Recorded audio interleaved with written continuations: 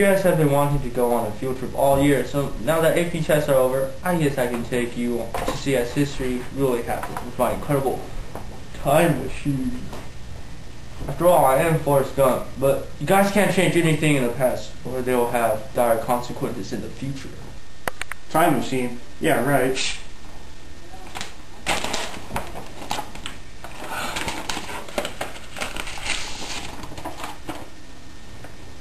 No. My students fail. That means I fail. How could this happen? Andy, how did you get a 0.2? That's not even possible. That's impossible! History is going to destroy me. I'll destroy history. History is a covenant with death, an agreement with hell. William Lloyd Garrison, 1835.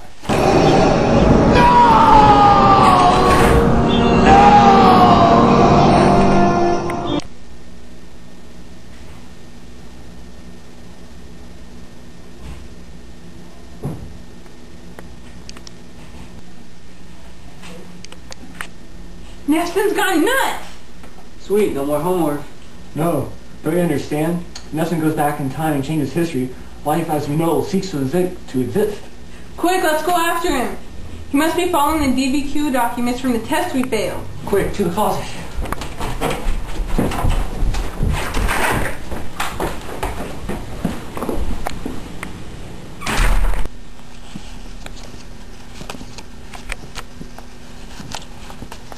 If he wants to destroy American history, he'll attack democracy. According to our DBQ documents, he'll go after the Mayflower Compact first.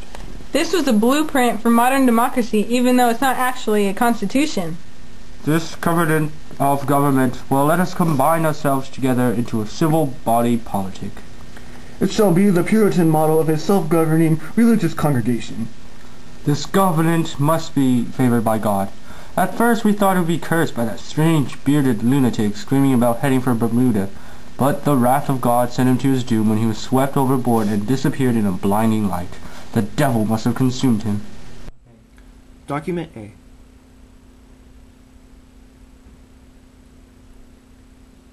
You say good, he doesn't seem to have...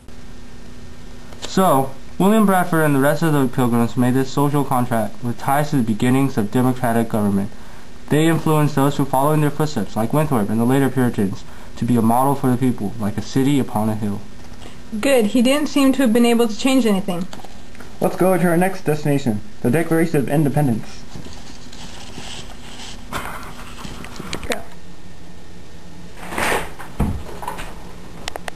It was a pleasure to meet you, Mr. President. President? Of course, you were the most overrated of them all. What are you speaking of? Who's this Batman?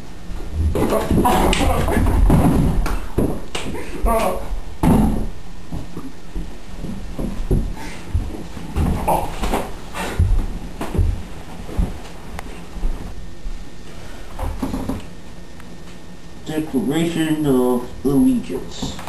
Perfect.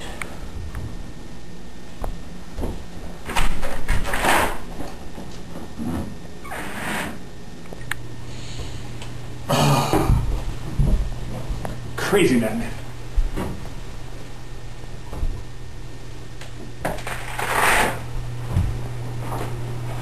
It's a pleasure to meet you, Mr. President. This must be why I hate tobacco. Oh no, the Declaration of Independence is ruined! What? Declaration of Independence? Oh no, this is just my personal journal, but the Declaration of Independence, it does have a good ring to it. Document B. Remember, the Declaration of Independence declared the need for American independence, the equality of all people in the pursuit of their rights, and the use of force to fight against tyranny. This allowed the birth of the United States as a democracy independent from the tyranny of Britain and established the justification of revolution. The government derives its just powers from the consent of the governed. I don't think Nelson changed anything here. He's probably at the signing of the Constitution in 1787. What's up?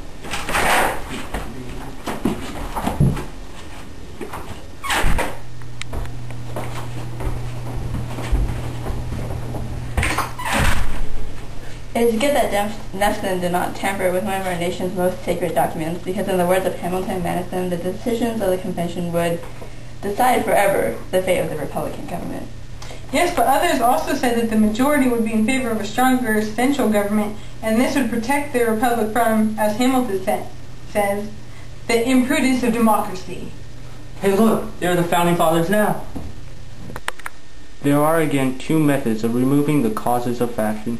The one by destroying liberty, which is essential to its existence. The other by giving to every citizen the same opinions, the same passions, and the same interests. I concur.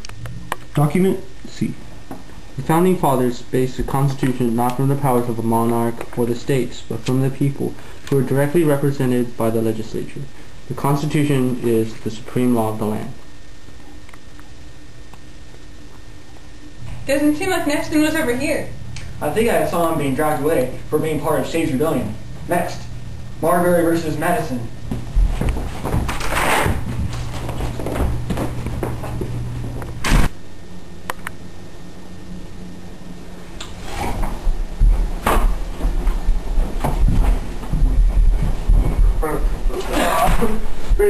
Mr. Nelson, you can't do this.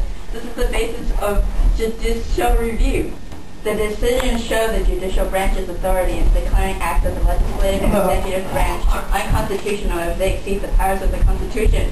The judicial branch becomes equal part of the three branches of government and determines the constitutionality of our nation's laws.